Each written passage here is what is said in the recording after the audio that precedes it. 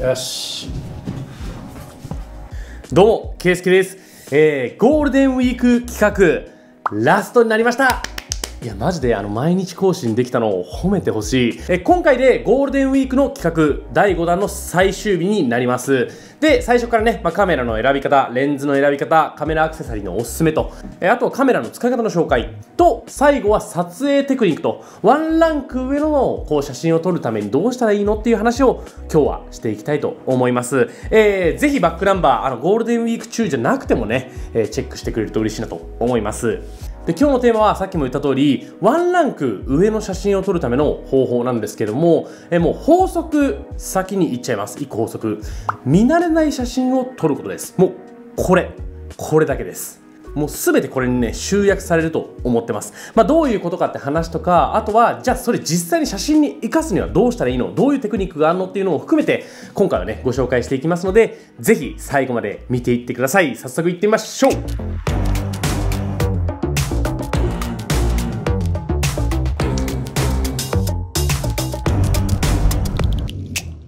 はい、ということで今日はその写真のね、テクニックの話なんですけども、ワンランク上の写真を撮るための方法、さっきも言ったんですけども、法則、もう本当に唯一の法則が、見慣れない写真を撮ることです。これ単純に言うと、希少性っていう話ですね。まず、なんでそうなのっていうちょっと理由を説明するんですけども、そもそも、いい写真っていうのの定義ってめちゃめちゃ難しいんですよ。っていうのも、人にとってね、全然感覚が違うわけ。僕がね、これいい写真だなと思ったら、いやいや、それいい写真じゃないよっていう人もいると思うし、もう逆に僕にとってはいい写真じゃないかもって思うものが他の人にとってはめちゃくちゃいい写真の可能性もあります。これは映像とか全てのことにおいて繋がることだと思うんだけども、やっぱ人によって感覚が違うよと。で、そのね、人によって感覚は違うんだけども、それも全部僕は希少性に置き換えられると思っています。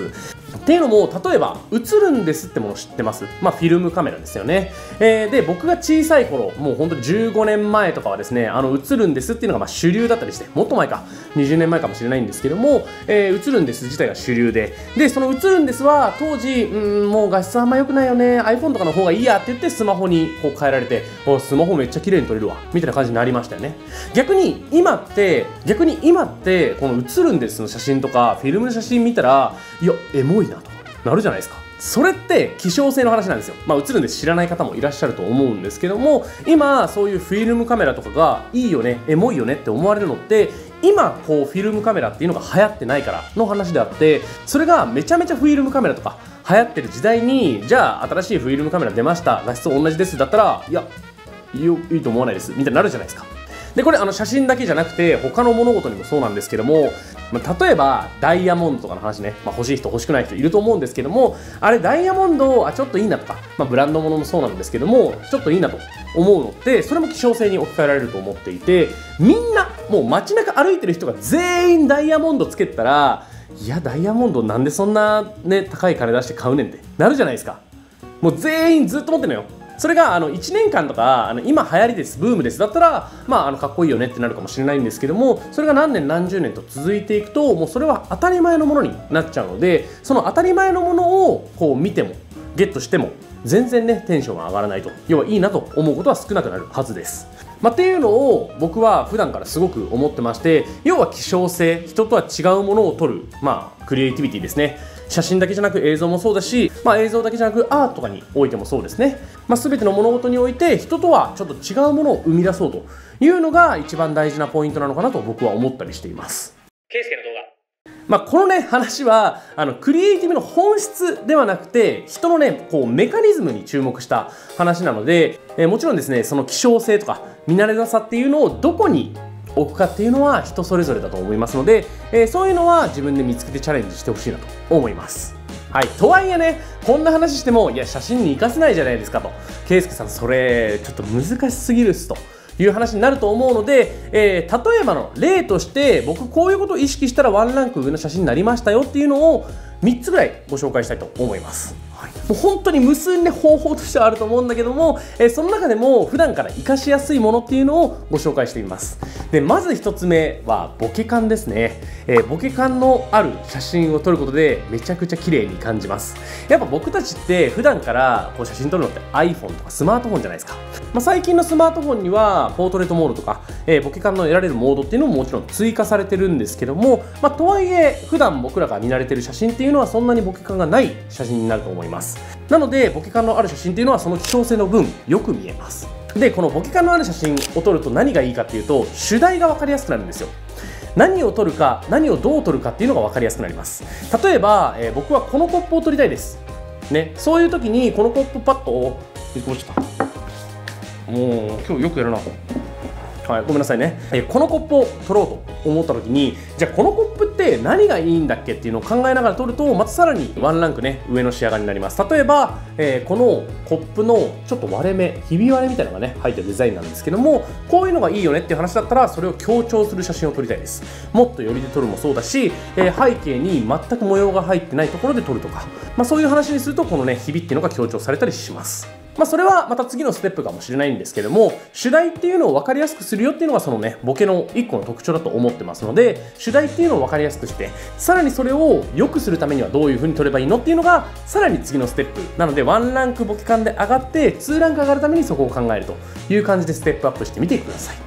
ですぐに活かせる方法としての2つ目はですね、人をあまり多く映さないというところです。普段ね、僕らが歩くのって大体日中じゃないですか。で仕事ね平日にある方だったら土日ですよね。土日のお昼の時間とかに撮影しに行ってね、普通に写真このスポットいいよねっていうところで撮っても人映るじゃないですか。やっぱそうやって人がいっぱい写ってる写真ってあんまりよく見えづらいですよね。もちろんそれを写したいならそれもねいいとは思うんですけども、やっぱよく見えづらいです。例えばこの写真、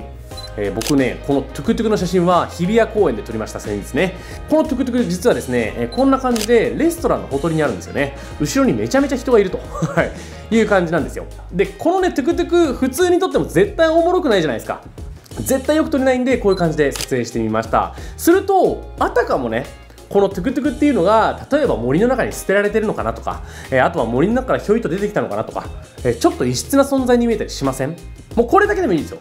もうこれだけでもやっぱりねちょっと違う写真としてちょっといいかも、うわ綺麗かもってなりますよね。これもそのね主題を写すっていうところの一つのテクニックかもしれないんですけども、じゃあ主題を写す時にどういう風に写したらもっと主題が際立つかなっていうのを考えてあげると、人を排除するっていう方法が一番近道かなと思いますので、ぜひそれもチャレンジしてほしいなと思います。人をね映さないためにはこういう風に角度をつけるっていうのもそうだし、映さないっていうよりかは目立たせなくさせるみたいな感じで、めちゃめちゃ遠くから撮るとかそういうのもありだし、あとはもうシンプルに人を映さないためにめちゃめちゃ朝早い時間に行くとかね、